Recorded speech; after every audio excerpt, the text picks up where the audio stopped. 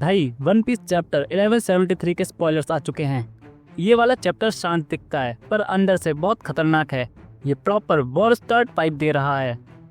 सबसे पहले एक बात क्लियर कर लेते हैं, इस चैप्टर का नाम है जनरेशन ऑफ वॉरियर्स और ये नाम ऐसे ही नहीं रखा गया।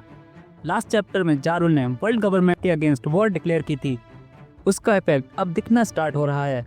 एल्बाफ सिर्फ लेजेंड्स का आइलैंड नहीं है, यहाँ हर जनरेशन फाइटर होती है।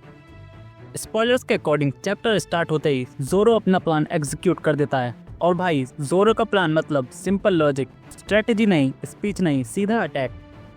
डोमी रिवर्सी के कंट्रोल में जो जांस है ना, उनके जॉइंट पे जोरो डायरेक्ट स्वॉर्ड लेकर कूद पड़ता है। इमेजिन कर भाई, एल्बाफ जैसे आइलैंड पे एक ह्यूमन वॉरियर जांस के जॉइंट काट रहा है।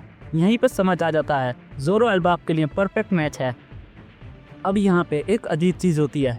स्पॉयलर्स बोलते हैं कि डोरी और ब्रोगी जोरो पर अटैक करने की बजाय एक दूसरे पे ही अटैक करने लगते हैं और ये नॉर्मल नहीं है। अगर ईमो का कंट्रोल पूरा होता तो ये दोनों सीधा स्ट्रॉ हेड पर जाते, पर यहाँ लगता है जैसे उनका दिमाग अभी भी फाइट कर रहा हो, एग्जैक्टली वैसे ही जैसे हेराल्ड अपने ही दिमाग के अगेंस्ट लड़ रहा था। मतलब हिंट मिल रहा है कि डोमी रिवर्सी का कंट्रोल परमानेंट नहीं है। अब आता है चैप्टर का सबसे डार्क स्पॉइलर।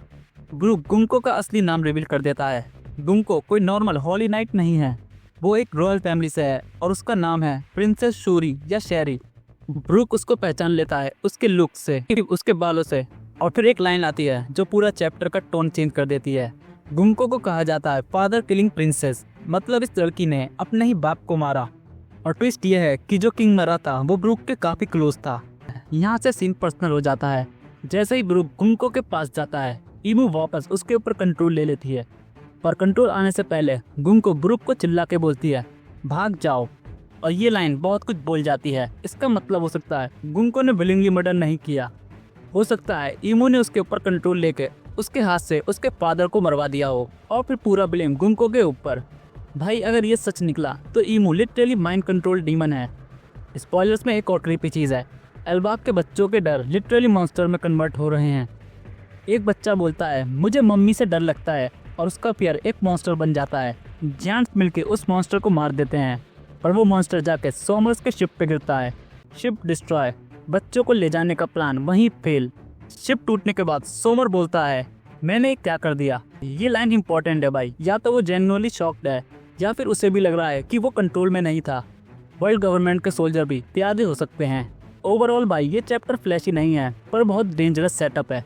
एल्बाफ का वॉर ऑफिशियली चालू, ईमो का पैटर्न रिपीट हो रहा है, ब्रूक वर्सेस गुंको इमोशनल क्लैश।